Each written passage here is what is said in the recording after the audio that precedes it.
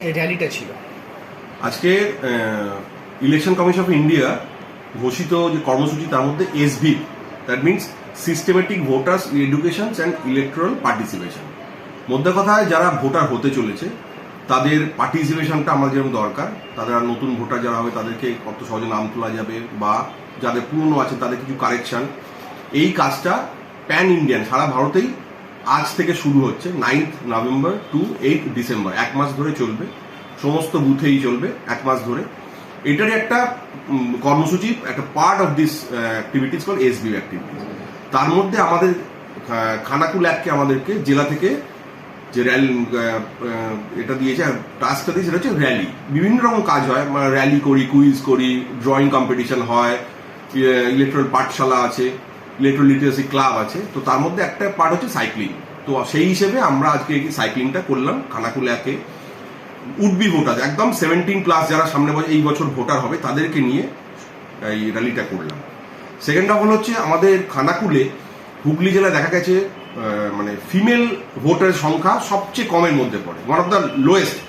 সেই হিসেবে আজকে র্যালিতেও দেখবেন আপনারা আমরা সমস্ত মহিলা ভোটারদেরকে নিয়েছি। এটাই আমাদের টার্গেট ছিল, যে মহিলাদের মাধ্যমে আমরা এদেরকে, বাকি যারা ভোটার এখন নাম তোলেনি তাদের এই বার্তাটা পৌঁছানো যে আপনারা ভোটার নাম তুলুন, আপনাদের বিভিন্ন কাজে ভোটার কার্ডটা লাগে। অনেকে একটু থাকে, হিকাপস থাকে যে আমরা তুলবো না, এখন নয় পরে তুলবো।